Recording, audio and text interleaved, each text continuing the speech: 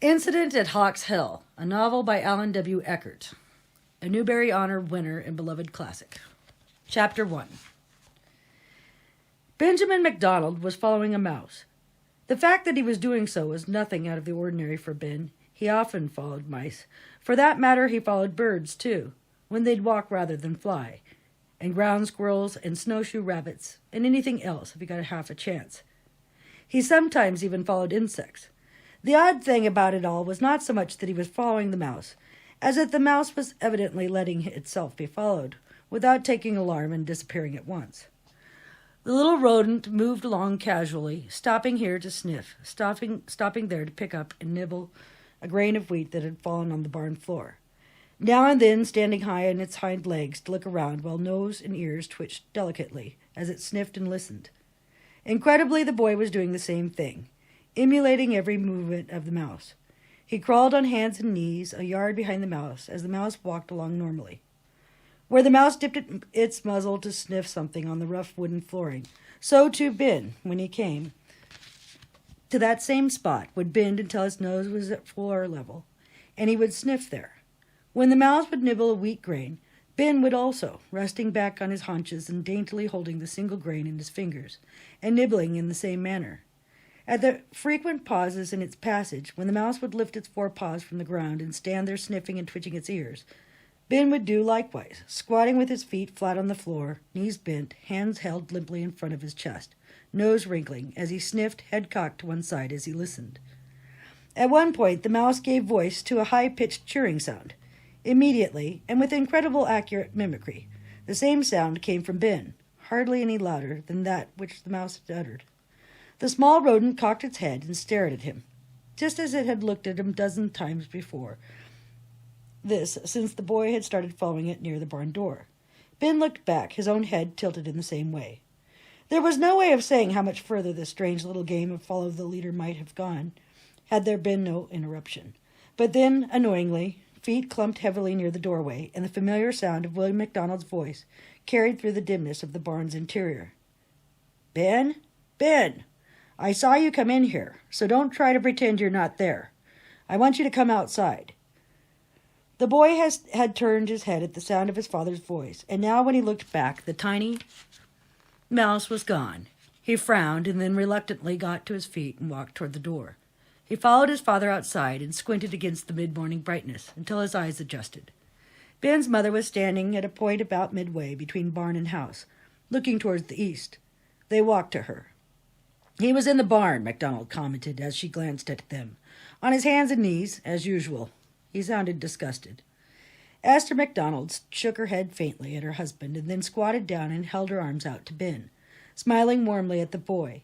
He came to her without hesitation and put his arms around her neck, when she gave him a brief hug. She kissed his cheek and smiled again, took his small hands in hers and squeezed it. She inclined her head in the direction of the rutted wagon road leading eastward from the farm.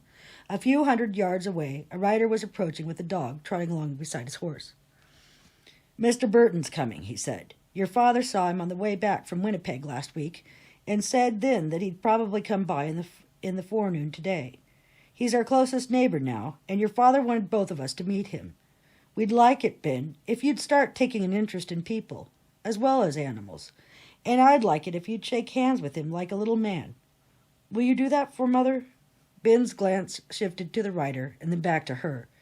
He shook his head once, and then looked at the ground in front of his feet. Esther MacDonald sighed. "What did you expect?" the boy's father said, irritation heavy in his voice. "Miracle? Nothing short of that's going to change him."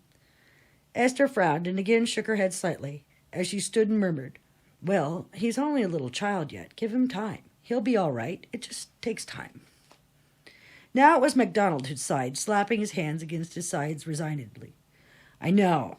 It's what you keep saying, and I guess you're right. But it's hard to be patient. Well, let's see what Burton wants."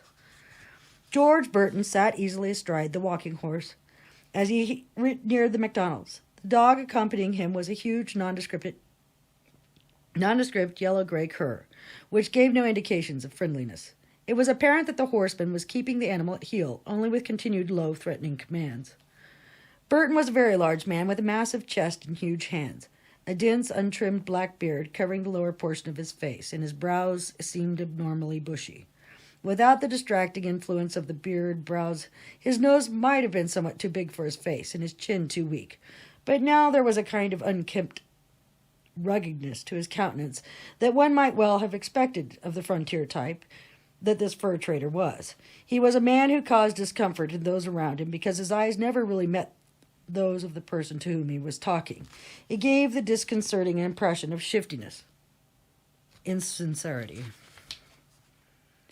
MacDonald was not fond of Burton, though he had to keep reminding himself that it wasn't quite fair to make judgment yet, since he'd only met the man a few months ago and had talked with him only twice before last week.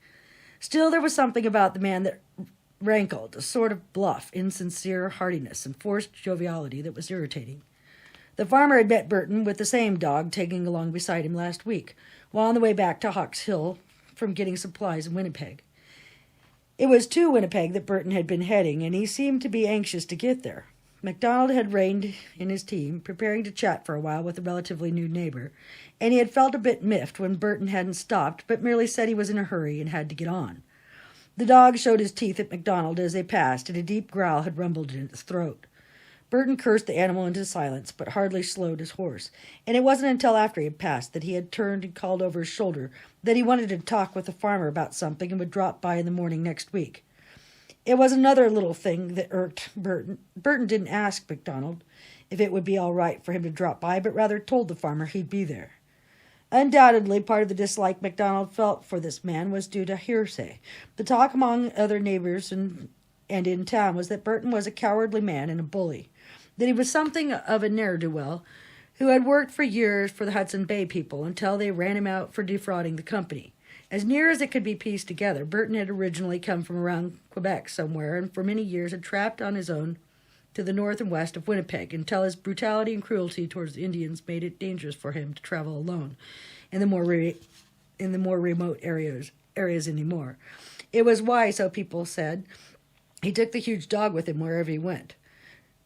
Tongues waggled with stories that the dog was a killer and that on at least one occasion it had torn out the throat of an Indian who had come skulking around Burton's camp late one night.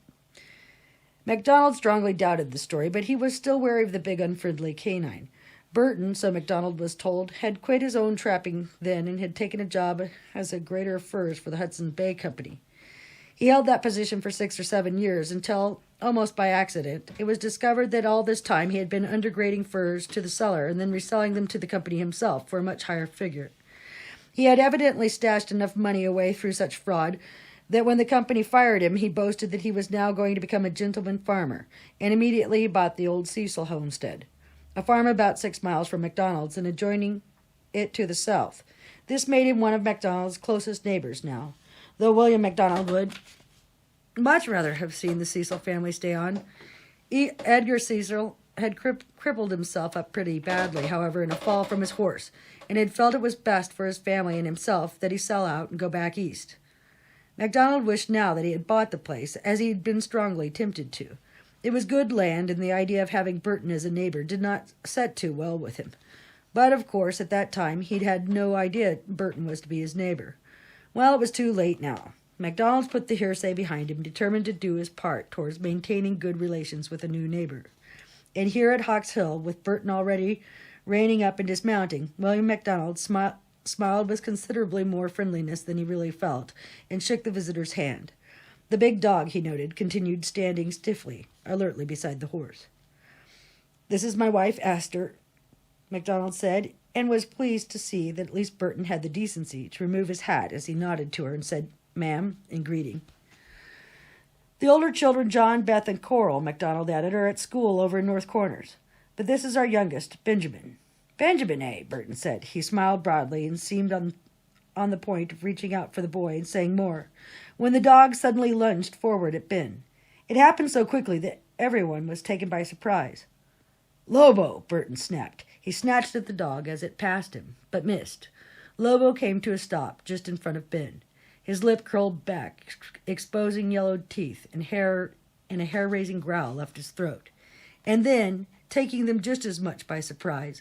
The dog's hackles abruptly lowered, and the low-slung tail wagged ever so faintly, as a thin, almost inaudible whining replaced the growl. Ben had shown not the slightest trace of fear. As the dog approached him, he left his mother's side and advanced to meet the animal. When Lobo stopped, Ben dropped to all fours, and an identical whining sound left his own throat. In this position, he was so much smaller than the dog that he had to look up to Lobo.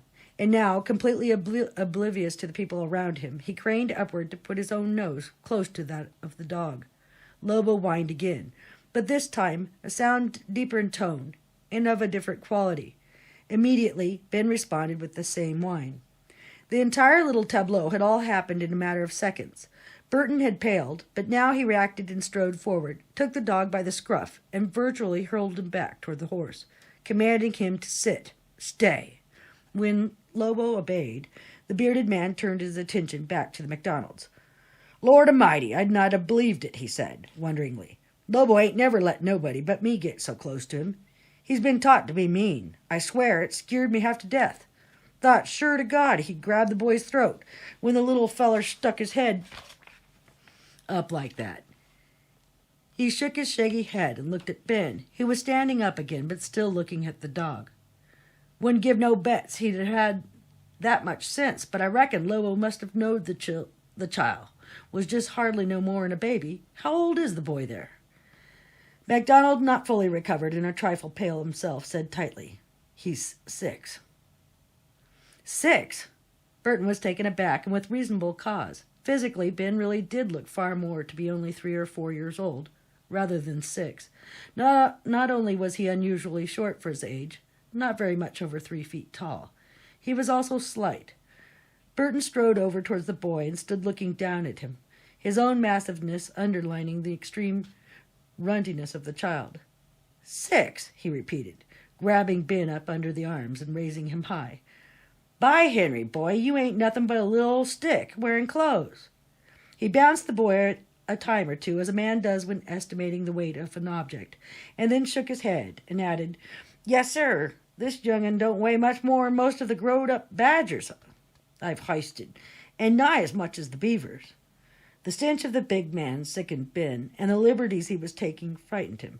But though he squirmed unavailingly to get free, he said nothing. The nearness and strength of the stranger, his unwashed odor, and the booming resonance of his voice was terrifying to one so small. He increased his efforts, and they bore a strange kinship with the desperate struggling of a wild animal. William MacDonald's expression was more strained than before, and he seemed on the verge of interceding, when the trapper put the boy back down on his feet, and then slapped his thigh and laughed loudly, as Ben raced away to disappear inside the nearby barn. Without pause, Ben scaled the ladder to the loft and partially buried himself in the hay along the front wall. He peered down at the adults outside through a wide crack in the wall planking. George Burton was still laughing, but the sound abruptly cut off as he noted that neither William nor Esther MacDonald was sharing his amusement. "'Pears I scared a little feller some. 'Pologize for that." He didn't sound in the least sorry, but he went on. "Didn't aim to give the boy no fright. Just wouldn't have believed the way he and Lobo got together right off. By grab that child talked to Lobo. Yes, sir, he actually talked to him. Now where'd he learn that?" Esther MacDonald spoke up. "Ben likes animals," she said. "All animals, and it seems that animals like him. He plays with all the animals around here. They seem to know he won't bother them." "Not wild ones, too?" "Well, yes." Esther looked as if she wished she had said nothing at all, but she went on. "They're not afraid of him either. He gets fairly close to them." "Talks to him, does he?" Esther was uncomfortable, and though she made an attempt to sound flippant, it didn't come out that way. "Well, he imitates the sounds they make, but—" She let the sentence die. Burton clucked his tongue. "Talks to critters," he said, more to himself than to her. Then he glanced toward her husband and added, "But 6 years old, you say? Couldn't have believed it if it wasn't his own pa. No, sir, he just ain't nowhere near big enough for 6. "He's 6, MacDonald repeated shortly. His manner was less cordial than before. "He's small, but he's 6. He's shy. Too shy, I'm afraid, but he doesn't get to see many other people besides the family. You said you wanted to see me about something? That's right, McDougal. I was wondering...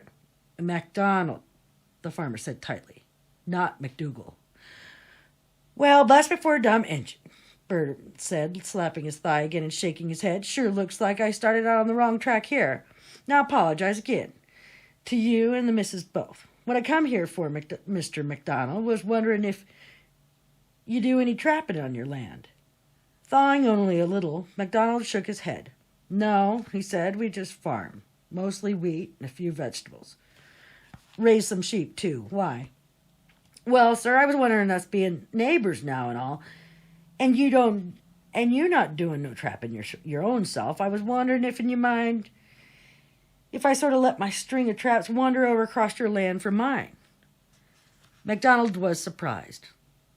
I'd heard that you were going to be farming now. Oh, been a-trying it, sort of, Burton replied, grimacing. But it don't much seem like as how I'm cut out to be the farming type. Reckon I'm just too set in my ways. Oh, I suspect I'll keep on trying a mite, but it sure ain't gonna be as much as old man Cecil was a-growing there. Don't know how one old man could have done so much. Anyhow, I got me a misery in my back that don't much like farm working, so I reckon I'll just live off on what I've been lucky enough to put away, plus whatever extra I can get off of what I trap around here. Won't be trapping like when I was younger and more able, but maybe in a 20-30-mile circle, give me a fair amount of skins. It'd sure help out if you won't mind my running across your land some. William MacDonald did not answer at once. He considered the request carefully. He liked Burton even less now than before, and his immediate reaction was to refuse him. Esther, watching him closely, said nothing. At length, he gave a vague nod. I guess, he said, speaking slowly, it won't make any difference to me if you run your trap line over my land. I wouldn't want you to put traps anywhere close by, though, where Ben might stumble onto one and get hurt. Well, now, that's right neighborly of you. Yes, sir, it truly is. Don't you fret none at all about that little feller, maybe getting himself caught in any of 'em. No, sir, I expect I ain't gonna make no sets. Probably nowheres near a couple miles or better from the house here. That's that all right with you? Yes, I suppose so, provided they're not any closer than that. MacDonald paused and then added with ill-concealed reluctance, I'm forgetting my manners. Will you come in for something to eat and some cool water? Sure did pick me a fine neighbor, I did. Burton's laughter boomed out again. I thank you, but no. I guess me and Lovell here will get on. Got things to do.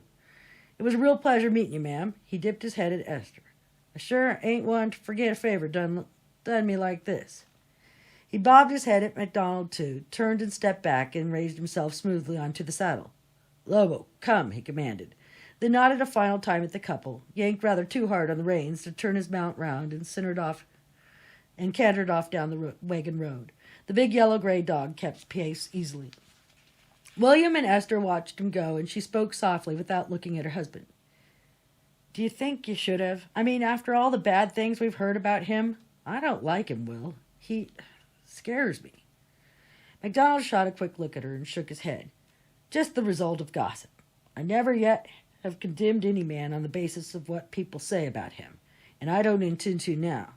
A man has a right to be judged by how he acts, not by how someone may have told you he acts. Esther flushed slightly, but met his gaze directly. I'm not basing how I feel about him on gossip. I just didn't like him, or his dog. In fact, his dog scared me to death. I think that animal would tear you apart first opportunity.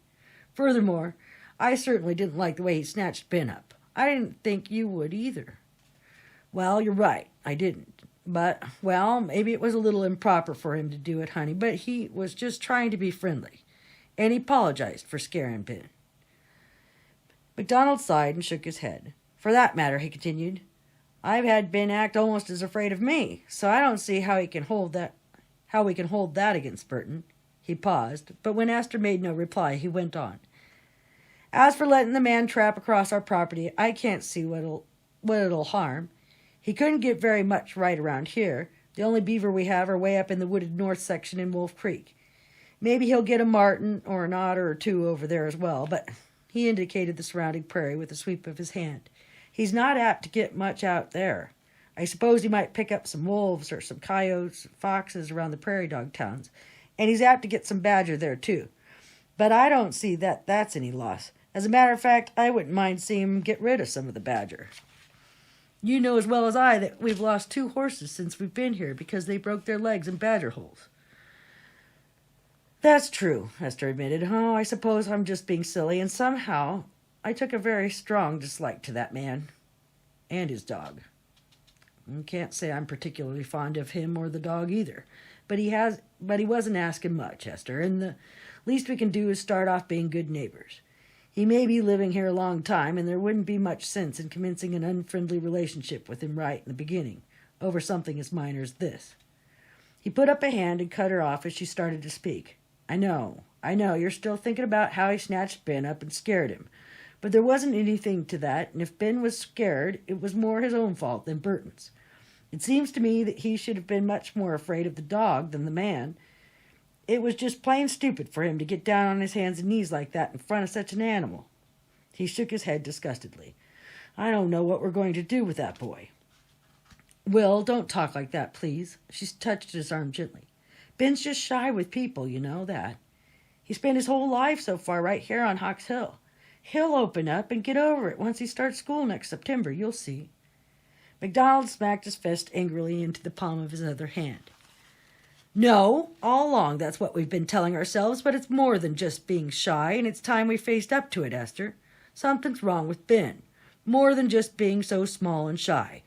Why won't he talk? Especially just now and then to you, or maybe to John. Why is he always going off by himself somewhere, all quiet and acting sort of frightened of us all the time, instead of joining in with the family when we do things? Esther, he's 6 years old now. He's been like this since he could only crawl around, and ever since he was 4, we've been telling each other that he'll come out of it pretty soon. But he hasn't. And I don't think school's going to help him any. There's just no communicating with him. How can he change any if he won't listen and he won't talk to anyone? And if we won't do anything except act like he's scared to death all the time? But Will, he's so small. Exactly the point. He's so small that how do you think he's going to respond when next fall comes and we send him off to school at North Corners? And every child in his class, to say nothing of those in the upper classes, will practically tower over him. Esther, the boy only weighs a little over 30 pounds. He should weigh 50 or more. He only stands shoulder high to normal children his own age. William! The word had slipped out unconsciously, and MacDonald was immediately contrite. All right, he said hastily. I didn't mean that. I didn't mean that the average children his age are so much bigger and... He suddenly slapped his hand to the back of his neck in exasperation. Oh, what's the use of trying to fool ourselves? He isn't normal, Esther, and we both know it, whether or not you're willing to admit it. He's not only isn't normal physically, he's not normal mentally either. Look how he acts towards animals. And for that matter, look how animals, wild animals as well as farm animals, act toward him. Even they can sense he's different. Look at how that mean dog of Burton's acted. We've just got to face facts and admit to ourselves. No, Esther interrupted, her voice shrill, unnatural. No, I won't listen to that, Will. I won't. He's small, yes, and he's shy and quiet, yes. But William MacDonald, you listen to me. Our Benjamin is not abnormal. What he needs is our understanding and our love and help, not condemnation and despair. She moved around to stand in front of him, hands on hips, and continued. You complain that sometimes he looks at you with fear. I know he does. I've seen it, and it's a knife to my heart when it happens. But have you ever stopped to wonder why? Do you ever try to talk with him? Now it was she who cut him off as he began to object. Wait, I said talk with him, not to him. Do you ever try to understand him? Do you ever give him the opportunity, the opening he needs to talk with you? When have you ever really listened to him? When you speak to him, and it's rarely that you do that, she went on, you give him orders, commands. You stand there looming over him like some giant with your hands locked behind your back. You never try to touch him and demand that he do this or that or the other. Do you ever make any effort to get down on his level, even a little? When was the last time you squatted down or even bent over when you talked to him? When was the last time you held out your arms to him? I could count on one hand the times you picked him up since he's been out of his crib. When was the last time you complimented him for anything, regardless of how trivial an achievement it might have been? Rarely had William MacDonald ever seen Esther angry at anyone, and never before had she been truly angry at him, but she was now, and it was a shock to him, holding him speechless in surprise. And he wasn't even sure how it all began. Her eyes were still flashing, and though she was fully a head shorter than she stood indignantly before him, and he felt dwarfed by her onslaught. "What," she continued, "have you ever given of yourself to Ben? John MacDonald is your son, but he is not your only son. Well, Benjamin MacDonald is your son also. Isn't there just a little of that love you have for John left over to share with Ben? Can't you treat him a little more like you treat Beth and Coral? Ben's just as much a part of the family, as much a part of you as the other three." She stopped abruptly and put her knuckles to her mouth and lowered her head. Her shoulders shook with silent sobbing. Self-consciously, William moved to her and put an arm around her, and she buried her face in the front of his shirt. They stood like that for several minutes, and then she raised her head and looked up at him. The points of anger had left her cheeks, her eyes were reddened, and when she spoke again, her voice was on a more normal plane. "Will, you've talked about how he shirks from you, how he sometimes looks at you as if he fears you. Yes, I've seen it, but I've seen something else that you haven't. I've seen him look at you when you didn't know he was looking, and there's been a look of yearning on his face that could break your heart. I've seen him follow you when you didn't know he was there, trying to do what you do, trying to be like you, and I've seen him sit by himself and cry." Her voice broke, but she brought it under control and went on. "You point out the way he acts towards animals, and they towards him. I don't know why, any more than you do. Why should a wild creature let Ben come to him, even touch him, when at the sight of one of us it runs to hide? I don't know. But isn't it just possible that somehow these creatures sense his loneliness, his helplessness, his total lack of threat to them? And isn't it possible that he feels an empathy with them? Couldn't it be that he senses they, like he, are absolutely powerless before us? I don't know, Will. Maybe that's silly. Maybe there's some other reason. But whatever is the matter, we just can't shake our heads and give up. It's up to us to give him all the love and help he needs." Still, MacDonald said nothing, not knowing what to say or how to say it, embarrassed because he knew what she said was true. Esther rubbed her cheeks dry with the heel of one hand and started toward the house. "I promised the children I'd bake them a pie for tonight. I'd better get busy with it." After a moment, MacDonald followed her. When both of his parents had disappeared inside, Ben withdrew from the crack of the planking of his loft wall where he had been watching and listening, ever since running away from Burton. Unconsciously, his hands came up and touched his armpits where Burton had gripped him in order to hold him up. He shuddered and frowned. Even before the man had alighted from his horse, Ben had disliked him. It was a feeling that had quickly expanded into a deep loathing.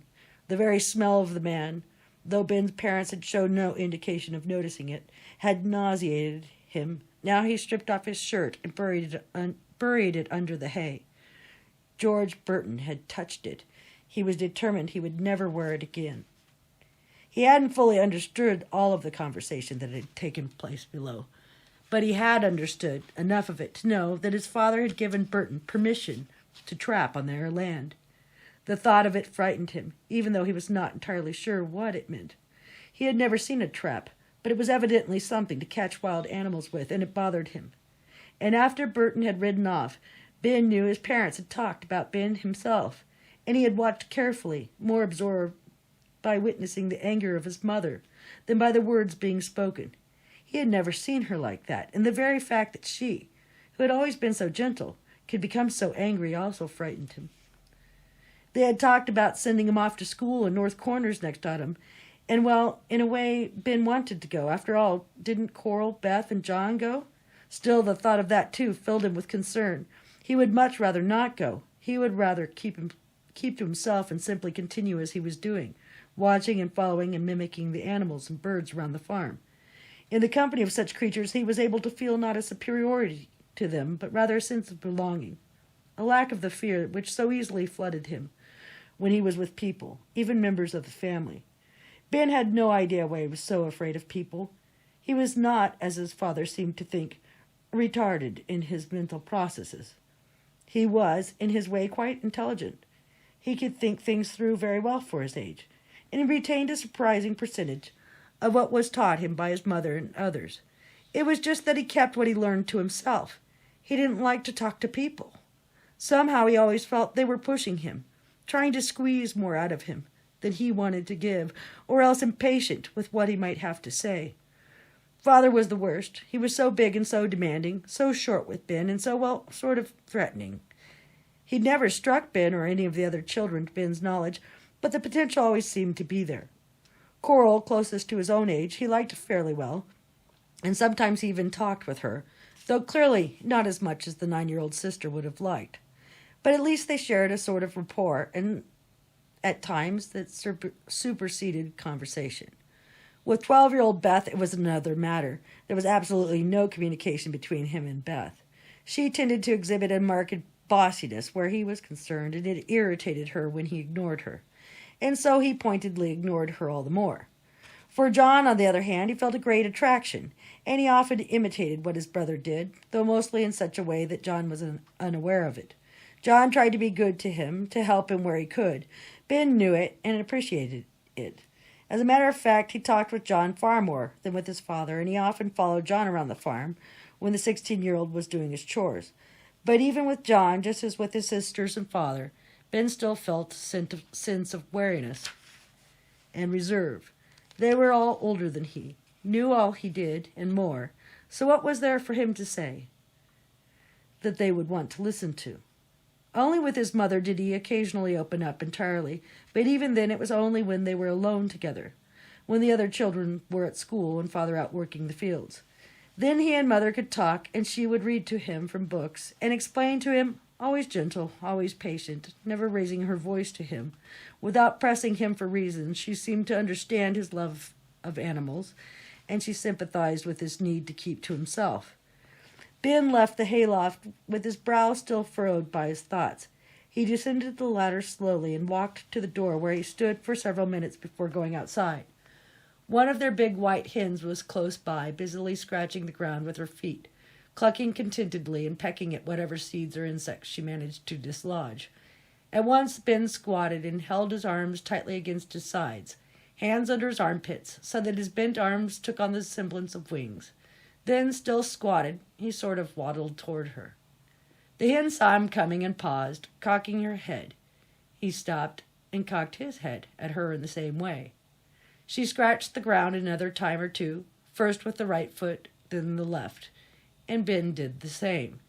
When she uttered her low, drawn-out clucking again, he mimicked the sound precisely and moved closer to her. She let him come to within a couple of feet, and when he stopped there, she moved closer to him, pecked at the trailing end of the rawhide cord that held his pants, and then began moving off. Ben followed her. And that's the end of chapter 1. Yellow button.